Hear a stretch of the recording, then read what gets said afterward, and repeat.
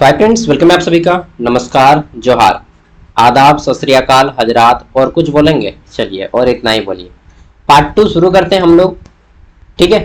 AEC Hindi का BA BCom BSc semester 4 AEC Hindi part 2। Part 1 हम लोगों ने कर लिया था, सोजिए वतन। काम किसके काम में देगा? तो रांची यूनिवर्सिटी, एसकेएमयू दुमका यूनिवर्सिटी और नीलांबर पीताम्बर यूनिवर्सिटी। ठीक है। तो पार्ट 1 में हम लोगों ने सोजे वतन मुंशी प्रेमचंद के कहानी के बारे में पढ़ा, कहानी संग्रह, जिसमें 5 कहानी है और 1907 में छपा था। अगर आपने वीडियो नहीं देखा है तो देख लीजिएगा, यूट्यूब पे भी अवेलेबल है और ऐप पे तो दे ही दिए हैं। नोट्स वगैरह सब ऐप में मिल जाएगा। आज हम लोग करने वाले हैं इस वीडियो में पार्ट 2, संधि, समास, पर्यायवाची शब्द, विपरार्थक शब्द, तद्धिति, कृदंत। ठीक है। अनेक शब्दों के लिए एक शब्द, समश्रुति शब्द, संवाद लेखन, कार्यालय हिंदी, पत्र लेखन, ये सारा कुछ। चलिए शुरू करते हैं, वीडियो को आगे बढ़ाते हैं।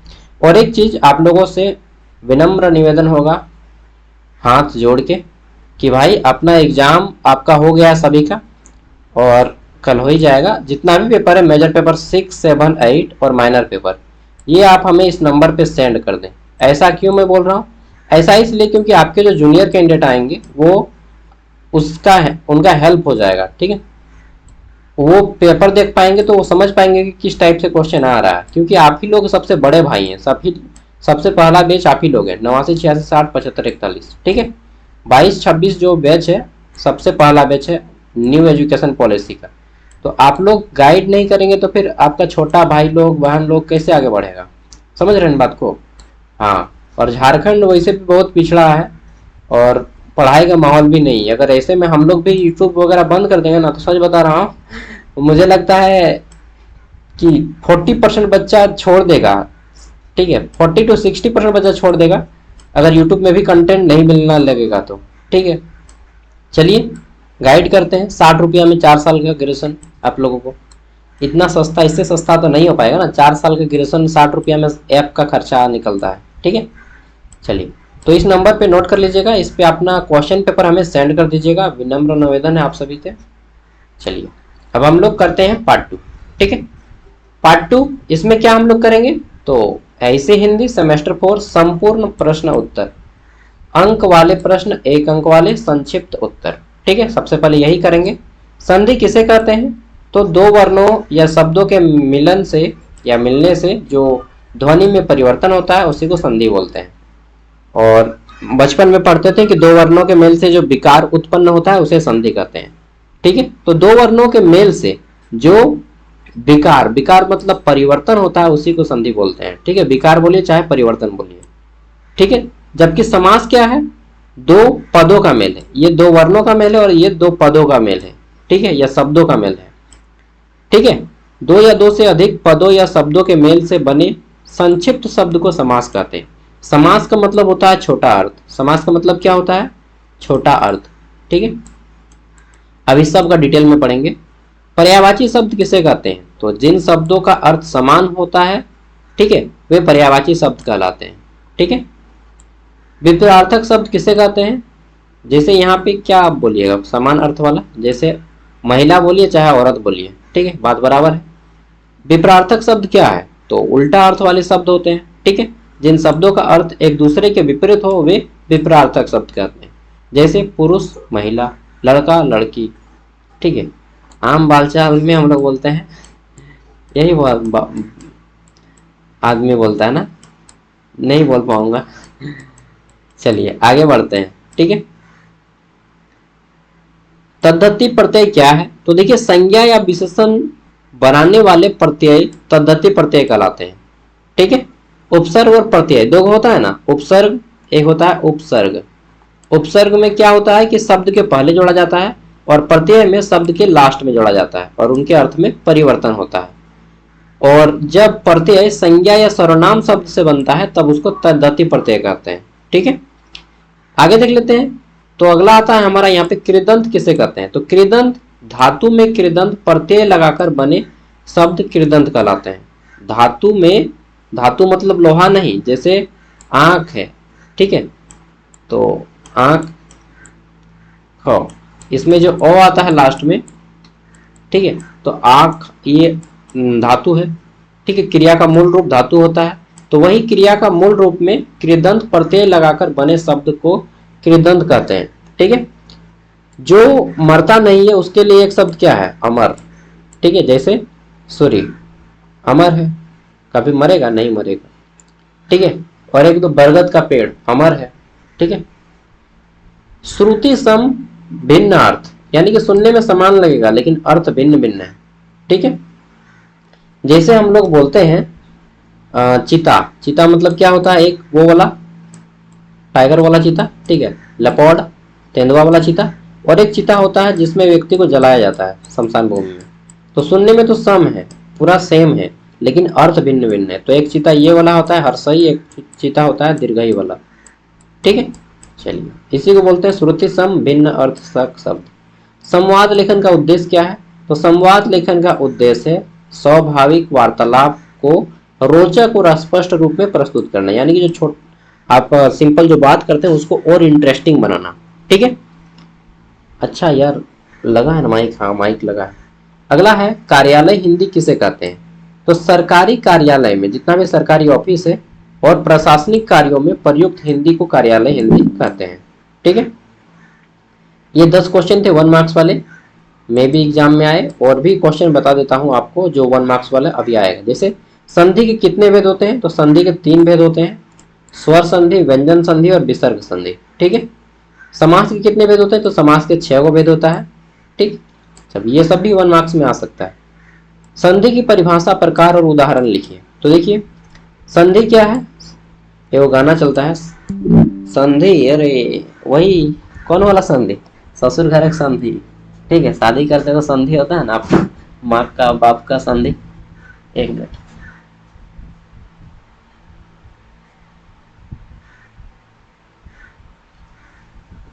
रे बाबा जाता है तू कहाँ, तो वो वाला संधि नहीं है।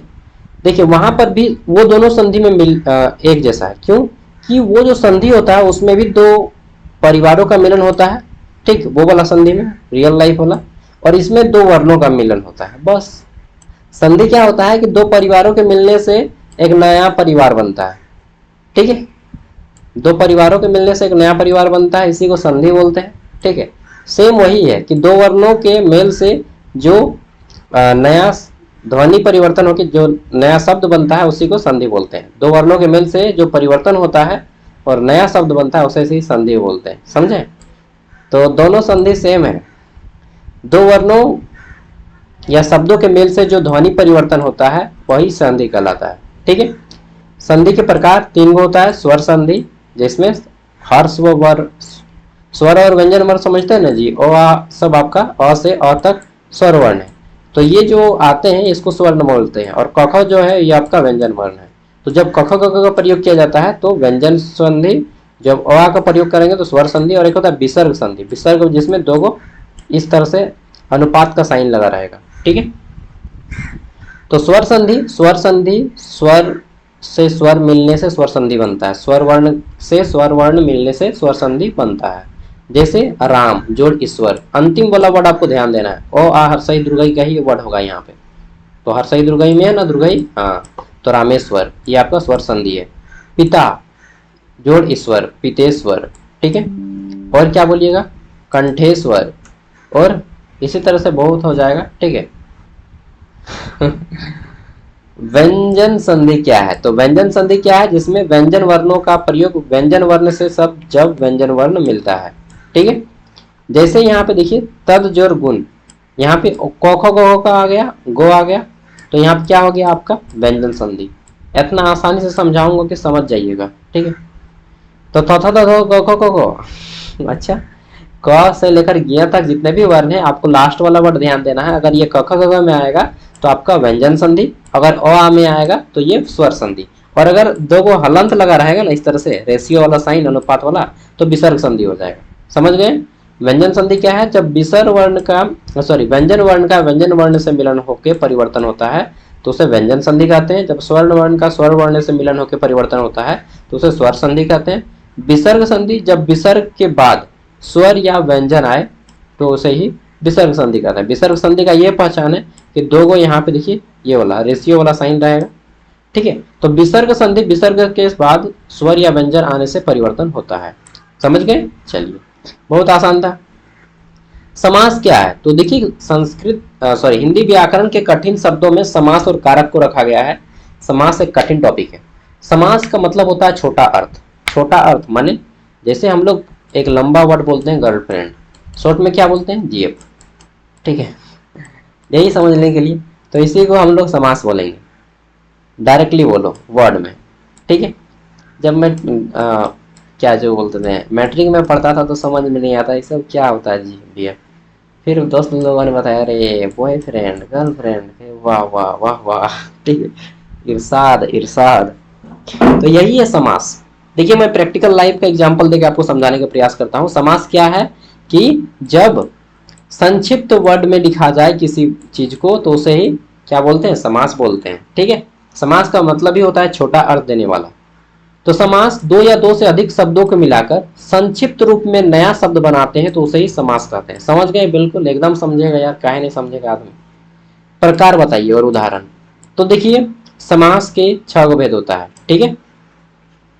द्वंद्व समास क्या है? द्वंद्व समास, द्वंद्व समास में क्या आएगा? जब ऐसा स्थिति हो जहां पे लड़ने झगड़ने वाला बात हो, चाहे दोनों टक्कर का आदमी हो, जैसे माँ बाप, ना कोई बड़ा ना कोई छोटा, ऐसा जब आ जाए और बीच में डैश का साइन मिले तो वह जो है क्या आएगा? द्वंद्व समास। ठीक है। द्वंद्व मतलब होता है लड़ाई। तो राम लक्ष्मण सही एग्जाम्पल नहीं है, सही एग्जाम्पल है रात दिन। रात बड़ा है ना दिन बड़ा है? ना रात बड़ा है ना दिन बड़ा है। रात नहीं रहेगा तो दिन नहीं होगा, दिन नहीं रहेगा तो रात नहीं होगा। ना रात, ना लड़का बड़ा है ना लड़की बड़ी है, दोनों बराबर है भाई। प्लस नहीं रहेगा और माइनस नहीं रहेगा तो प्लस भी अकेले रह के कुछ नहीं कर पाएगा, माइनस भी अकेले रह के कुछ नहीं कर पाएगा। दोनों का मिलन होगा तब जाके बैटरी चलेगा। समझ रहे हैं ना? हाँ, बिजली तभी दौड़ेगा। उसी तरह से ना और माँ बड़ी है ना बाप बड़ा है। समझे? चलिए, तो यही है द्वंद्व समास। द्वंद्व समास ऐसा समास है जहां पे आपस में द्वंद्व होता है, दोनों बराबर होते हैं। ठीक है। दोनों पद, जिसके दोनों पद बराबर हो, ना कोई बड़ा ना कोई छोटा, इसे ही द्वंद्व समास कहते हैं। द्विगु समास संख्यावाचक होता है। इसका पहला वर्ड जो है संख्या होता है। जैसे पंचवटी, पंचवटी में 5 देखिए, 5 वृक्ष, वट मतलब होता है वृक्ष, पंचवटी। ठीक है। चतुर्भुज होता है ना? ठीक है।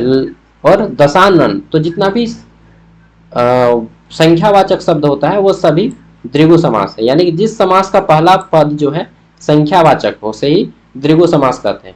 मैं अपने से समझा रहा हूं। कर्मधारय समास, जिस समास का क्या बोलते हैं, हाँ, जिस समास का प्रथम पद विशेषण और दूसरा पद संज्ञा हो उसे ही क्या बोलते हैं? कर्मधारय समास। मैं अपना एग्जाम्पल दे रहा हूं, अच्छे से समझा रहा हूं। ऐसे बोल सकते हैं कि जिस समास का प्रथम पद क्या है कि प्रथम पद विशेषण और दूसरा पद संज्ञा हो। ठीक है। यहाँ पे कमल क्या है? कमल का फूल एक संज्ञा है। ठीक। और नीला क्या है? विशेषण है, यानी कि नील कमल, ऐसा कमल जो नीला दिखता हो। ठीक है। यानी कि कमल की विशेषता बता रहा है नील कमल में। तो नीला वाला क्या है? विशेषण, और कमल क्या है? यहाँ पे संज्ञा। यानी कि जिस समास का पहला पद विशेषण और अंतिम पद क्या हो? संज्ञा हो। ठीक है। तो उसे ही कर्मधारय समास कहते हैं। बहुब्रीहि समास, मैंने जब सीजीएल का तैयारी कर रहा था उस टाइम पे बहुत अच्छे से पढ़ा था, नोट्स बना बना के। ठीक है। यूट्यूब पे वीडियो भी डाले हैं, उस पर लगभग 1 लाख व्यूज भी गया है। बहुब्रीहि समास क्या है? तो जिस समास में अक्सर, मैं याद करने के लिए बताता हूँ, जिस समास में अक्सर भगवान के नाम आते हैं उसे बहुब्रीहि समास कहते हैं। ठीक है। हालांकि इसका वैज्ञानिक परिभाषा है, मतलब किताबी परिभाषा, कि जिस समास में दोनों पद मिलके एक बिल्कुल नया पद बनाते हैं, जो दोनों पदों के मिलने से अर्थ भी बदल जाता है। ठीक है। जैसे पीला मतलब क्या होता है? पीला मतलब रंग, और वस्त्र मतलब क्या होता है? कपड़ा। तो पीला वस्त्र जोड़ने से क्या होगा? लेकिन अगर हम वही बोलते थे पीला है अंबर जिसका, यानी कि पीताम्बर, पीताम्बर मतलब विष्णु भगवान, अर्थ बदल गया ना? ठीक है। उसी तरह से 10 मतलब क्या होता है? गन, अच्छा ये तो नहीं आएगा। लंबा मतलब सबको मालूम है, लंबा, बड़ा, लॉन्ग। ठीक है। और उदर मतलब क्या होता है? उदर मतलब होता है पेट। ठीक है। तो अगर हम बोलेंगे लंबा जोर उदर बराबर लंबोदर, लंबोदर फिर बोलेंगे तब आएगा गणेश जी। यानी कि जब दोनों पद, जब दो भिन्न भिन्न पदों को जोड़कर, ठीक है, जोड़ा जाता है आपस में और बिल्कुल नया अर्थ देता है जो उन दोनों के अर्थ से बिल्कुल अलग है, तो उसको बोलते हैं क्या, बहुब्रीहि समास। और इसमें खास करके आपका भगवान का ही नाम आता है, पीताम्बर हो गया, लंबोदर हो गया, ठीक है, गजानन हो गया। चलिए आगे देख लेते हैं। अगला आ जाता है हमारा नीलकंठ हो गया। तत्पुरुष समास, तत्पुरुष समास तो क्या है, तत्पुरुष समास गज चर्म, गज चर्म यानी कि हाथी का चमड़ा। देखिए जिस समास का क्या है, प्रथम पद की प्रधानता हो, जिस समास में प्रथम पद की प्रधानता हो उसे तत्पुरुष समास कहते हैं, ठीक है। तो इसमें हाथी की प्रधानता या चमड़ा की, हाथी की, भाई सिंपल सी बात है। आगे देख लेते हैं। तो अब अंतिम आता है अव्यय भाव समास। देखिए जितना भी आपको टॉपिक पढ़ना है सबसे कठिन है समास, ठीक है, इसको भी मैं अच्छे से समझाने का प्रयास कर रहा हूँ। और डिटेल वीडियो देखना है तो इसी वीडियो के लास्ट में दे दूंगा, समास वाला वीडियो देख लीजिएगा, ठीक है। अव्यय भाव समास क्या है, तो जिस समास पे लिंग वचन कारक का कोई फर्क नहीं पड़ेगा, जैसे दिन ब दिन, रातों रात, ठीक है, जब दो वर्ड एक साथ आए, दिन ब दिन, रातों रात, धीरे धीरे, ठीक है, करे करे, ठीक है, ये साथ जब वर्ड आएगा तो इसको बोलते हैं अव्यय भाव समास। आपको पकड़ना होगा, उपयुक्त ऊपर कहा गया। चलिए तो मैंने बोल दिया कि ऐसा समास जिसमें लिंग वचन कारक संज्ञा सर्वनाम का कोई भी फर्क नहीं पड़ता है, जैसे रातों रात, रातों रात यह चोरी हो गई, ठीक है, रातों रात, दिनों दिन, दिनों दिन, बोलिएगा डैश है तो ये द्वंद्व समास नहीं होगा, नहीं, दोनों अलग अलग रहता ना, रात दिन होता तब फिर हो जाता अलग अलग। धीरे धीरे, जोर जोर से, अच्छा जोर जोर से, हाँ जोर जोर से।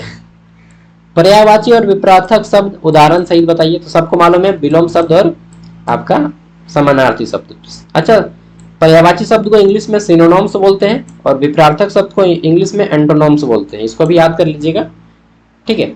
पर्यायवाची शब्द सूरज, ठीक है, सूरज का बताइए पर्यायवाची शब्द, रवि, भानु, आदित्य, ठीक है, दिनकर, भास्कर, प्रभाकर, रवि, बहुत सारा नाम है ना। चांद का शशि, इंदु, राकेश, मयंक, ठीक है, ऐसा है, निशा। अगला आ जाता है हमारा जल, जल का सबको मालूम है पानी, वारी, तोय, नीर, अंबु, ठीक है, अमृत। अगला है विपरार्थक शब्द यानी कि उल्टा अर्थ देने वाले शब्द, सुख दुख, अमीर गरीब, रात दिन, जीवित मृत, ठीक है। चलिए इतना हो गया, बहुत है, काफी है, समझ सकते हैं। जो टफ है उसको हम लोग बता रहे हैं। तद्धति और प्रत्यय की परिभाषा और प्रकार उदाहरण सहित लिखिए। तो देखिए परिभाषा, वे प्रत्यय जिनमें संज्ञा विशेषण या क्रिया विशेषण बनते हैं तद्धति प्रत्यय कहलाते हैं। प्रकार और उदाहरण, तो वाक्य, सॉरी वंश, अरे भाई वेट थोड़ा सा वेट कीजिए। चलिए हाँ, तो कहाँ पे थे, क्या है ये तद्धति, ये क्वेश्चन आएगा तो पक्का आप लोग फंस जाएंगे, क्योंकि ये कठिन टॉपिक नहीं, अत्यंत कठिन टॉपिक है यार, आदमी पढ़ा नहीं होता है तद्धति प्रत्यय। तो वे प्रत्यय जिनमें संज्ञा या विशेषण या क्रिया विशेषण बनते हैं उसे तद्धति प्रत्यय कहते हैं। कैसा प्रत्यय, जब प्रत्यय से तीन चीज बनता है, पहला संज्ञा, दूसरा विशेषण, ठीक, संज्ञा विशेषण, और तीसरा क्रिया विशेषण, अगर ये तीनों चीज बनते हैं तो क्या हो जाएगा आपका, तद्धति प्रत्यय कहलाते हैं, ठीक है। चलिए आगे देख लेते हैं। तो वंशवाचक कौरव, कुरुवंश, ठीक है, प्रवृत्तिवाचक शाकाहारी, शाक खाने वाला, देशवाचक कौशल्य, अयोध्या का, ठीक है, भाववाचक पांडित्य, पंडित होने वाला भाव, ठीक है, संबंधवाचक मालवीय, मामा का, सॉरी मातुल्य। चलिए आगे देख लेते हैं। कृदंत की परिभाषा और प्रकारों को उदाहरण सहित लिखिए। देखिए ये टॉपिक मैं भी समझा नहीं पा रहा हूँ अच्छे से, मैं खुल के बोलता हूँ, ठीक है। ये तद्धति और प्रत्यय समझा पाना आसान नहीं है, क्योंकि इससे समझने से पहले आपको प्रत्यय को समझना होगा, और प्रत्यय को वही समझ पाएंगे जो प्रत्यय को पढ़ चुके हैं, ठीक है। अगर आप पढ़ चुके तो ये सब भी समझ जाइएगा, लिखिए तो आराम समझ जाइएगा। कृदंत क्या है, तो देखिए धातु में कृदंत प्रत्यय जोड़कर, ठीक है, बने शब्द कृदंत कहलाते हैं। धातु, अब बोलिएगा धातु क्या है, तो मैं क्या बताऊं, इसके लिए पहले आपको क्रिया पढ़ना होगा, क्रिया पढ़ेंगे तभी आप धातु को अच्छे से समझ पाएंगे कि क्रिया का मूल रूप होता है धातु, ठीक है। तो धातु जो होता है क्रिया का मूल रूप होता है, जिसमें कृदंत प्रत्यय जोड़कर बने जो शब्द होते हैं वही कृदंत कहलाते हैं। जिसमें कर्मवाच्य, भाववाच्य, ये सब आप पढ़े होंगे, कर्मवाच्य, भाववाच्य, जैसे कर्ता, लेख, जैसे मैं पढ़ रहा हूँ, ठीक है। कर्मवाच्य क्या है, मैं पढ़ रहा हूँ। भाववाच्य क्या होगा कि मेरे द्वारा पढ़ा जा रहा है, ठीक है। तो कृतवाच्य, कर्मवाच्य, भाववाच्य ये सब आपको पढ़ना होगा। आगे देख लेते हैं अनेक शब्दों के लिए एक शब्द, ये मजा आएगा ना। जो मरता नहीं हो, अमर, जो सब जगह व्याप्त हो यानी कि हर जगह हो, उसे बोलते हैं व्यापक, जैसे हवा। जो सब जानता हो, सर्वज्ञ, जैसे समय, समय सब कुछ जानती है। जो दान देने में आनंद पाए, उसे बोलते हैं दानवीर, जैसे कर्ण, ठीक है। कर्ण अपना बॉडी का चमड़ा छील के दे दिया था बॉस, आप एगो 60 रुपया नहीं दे पाते ना। कोई बात नहीं, सॉरी सॉरी, ऐसा वर्ड नहीं बोलना चाहिए आपको सागर। चलिए नहीं बोलेंगे। जो किसी का उपकार न माने, उसे बोलते हैं कृतधन, ठीक है। आगे देख लेते हैं श्रुति सम भिन्नार्थक शब्द पर विभिन्न टिप्पणी। आप बोलिएगा आप भी तो नहीं दे पाते हैं, फ्री में नोट्स तो दे देते हैं तब ना जानते। चलिए दे देते हैं इस वीडियो में, ठीक है। लेकिन देखिए हर जगह हम दे देंगे तो फिर वही होता है कि घोड़ा घास से दोस्ती कर लेगा तो फिर खाएगा क्या, ठीक है। चलिए लास्ट वीडियो है, दे देंगे नोट्स, वीडियो के डिस्क्रिप्शन में ही दे देंगे, ठीक है। लेकिन सेमेस्टर 5 का जब भी क्लास होगा, अभी जो जो परचेज कर लिया उनका तो सही है, बाकी जो परचेज नहीं किए हैं अभी नहीं कीजिएगा। जब आपका क्लास एग्जाम फॉर्म, एग्जाम का डेट आ जाएगा उस टाइम पे वीडियो अपलोड करेंगे, ठीक है। टाइम मिलेगा तो उससे पहले भी कर देंगे, लेकिन अभी नहीं करेंगे सेमेस्टर 5 का। अभी रांची यूनिवर्सिटी का भी एग्जाम आ गया है यार, ठीक है। कोल्हान यूनिवर्सिटी का भी चल रहा है, और आप लोग का आज खत्म हो गया, एगो काम फिनिश हुआ, ठीक है। माथा का दर्द खत्म हो गया, एग्जाम नहीं माथा के दर्द बा। चलिए गाना सुनते हैं ना, मर्द नहीं माथा के दर्द बा। आगे देख लेते हैं। तो क्वेश्चन क्या है, श्रुति सम और भिन्न अर्थ, वे शब्द उच्चारण में समान पर अर्थ में भिन्न, वे श्रुति सम भिन्नार्थक शब्द कहलाते हैं। जैसे फल, फल मतलब एक होता है रिजल्ट, रिजल्ट आएगा। आज बीएड का रिजल्ट आना था, 2 दिन से लटका रखा है रियलिटी में। एक फल मतलब होता है फ्रूट। एक होता है कल, कल मतलब यस्टरडे, और एक कल मतलब होता है, ठीक है, क्या होता है, आने वाला कल। एक होता है बीता वाला कल, ठीक है। एक कल मतलब होता है मशीन, ठीक है। आगे देख लेते हैं नेक्स्ट। सारा, सारा मतलब होता है एक ऑल, और एक सारा मतलब होता है नाम, ठीक है। सारा मतलब रिलेशन होता है ना, कि वो उसका सारा है, उसका मामा है, उसका जीजा है, ठीक। तो एक होता है साला, साला मतलब क्या है, एक रिलेशन, और एक साला मतलब होता है गाली, ठीक है। एक साला होता है गाली और एक साला होता है रिलेशन। चलिए ऐसा ऐसा एग्जाम्पल याद रह जाएगा। संवाद लिखने पर संक्षिप्त टिप्पणी लिखिए, ठीक है। संवाद लेखन पर संक्षिप्त टिप्पणी, तो देखिए कैसा लिखा जाता है संवाद लेखन। देखिए जब आप कहीं पे भाषण मारते हैं तो उसी को संवाद लेखन कहा जाता है, लेक्चर कहा जाता है। संवाद लेखन वार्तालाप को रोचक और स्वाभाविक रूप से प्रस्तुत करने की कला है। विशेषताएं क्या है, तो भाषा को सहज और सरल बनाती है, पत्रों के विचार स्पष्ट हो, विषय पर केंद्रित हो। उदाहरण दिया गया है, ठीक है। राम क्या तुम परीक्षा की तैयारी की, श्याम हाँ मैं रोज पढ़ रहा हूँ, अच्छा एग्जाम खत्म हो गया था पढ़ रहे। चलिए तो यही है संवाद लेखन, ठीक है। एक आदमी बोलेगा और दूसरा आदमी उसको बताएगा।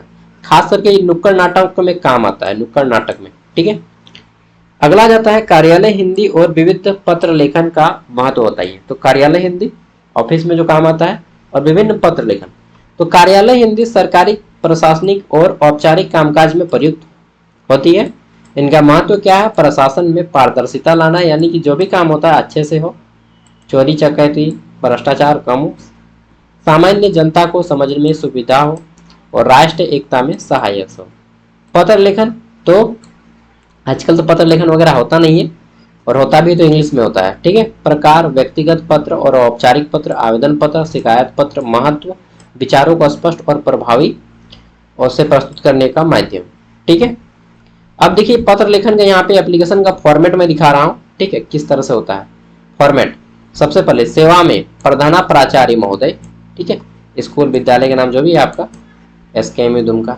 विषय संक्षेप में कारण बताएंगे, ठीक है, कि संक्षेप में विषय, हाँ मामा के लड़के के शादी में जाने के कारण देगा छुट्टी? बिल्कुल नहीं देगा। महोदय, महोदया, ठीक है, महोदय पुरुष के लिए, महोदया स्त्री के लिए। सविनय निवेदन है कि मैं आपके विद्यालय कॉलेज का छात्र हूँ, डैश डैश डैश, ठीक है, सेमेस्टर का नाम हूँ। यहाँ कारण फिर बताना है कि जैसे बीमारी अवकाश की आवश्यकता है, ठीक है, अतः आपसे नम्र विनम्र निवेदन है कि मुझे दिनांक से दिनांक तक अवकाश देने की कृपा करें। ये भी आप बाद में भी लिख सकते हैं जब आप जाए, लेकिन एप्लीकेशन को पहले लिखा जाता है, ठीक है।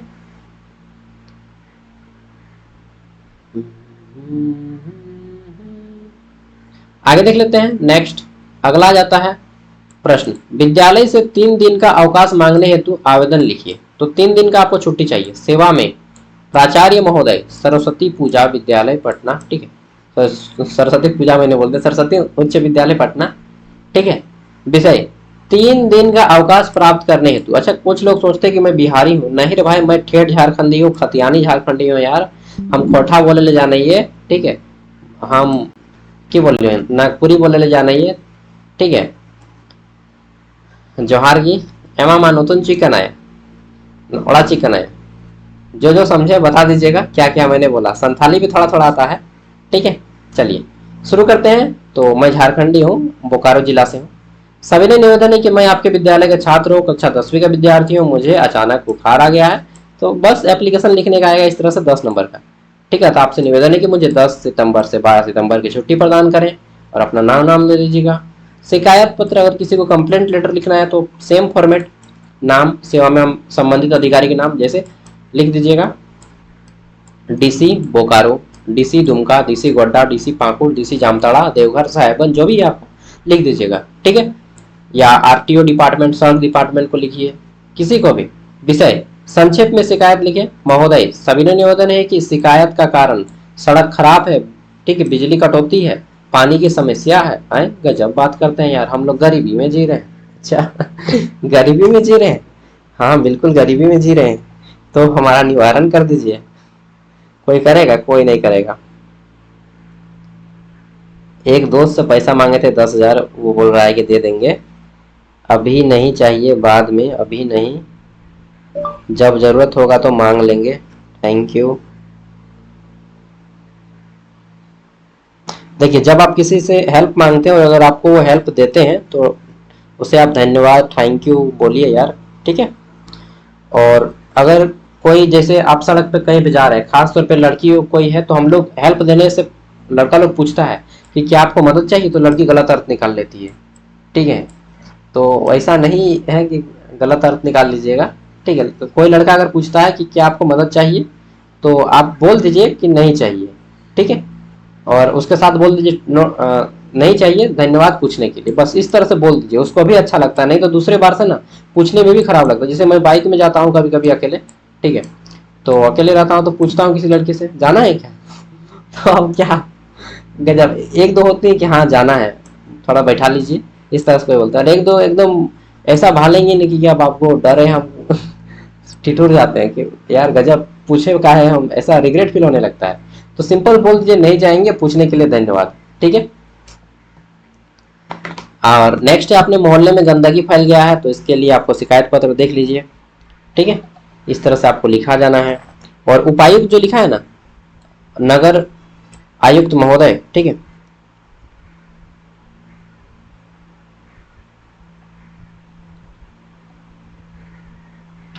चलिए, तो इस तरह से आपको अपने बताना है कि मोहल्ले में गंदगी फैल गई है, साफ कर दीजिए। कोई सुनता नहीं है, हालांकि ये सब पेपर लिखने के लिए बस होता है, ठीक है। रियल लाइफ आप सबको मालूम है, ठीक है, कि ऐसा कुछ नहीं होता है, ठीक है। सब कोई आराम से सुनता है बस और दूसरे कान से निकाल देता है।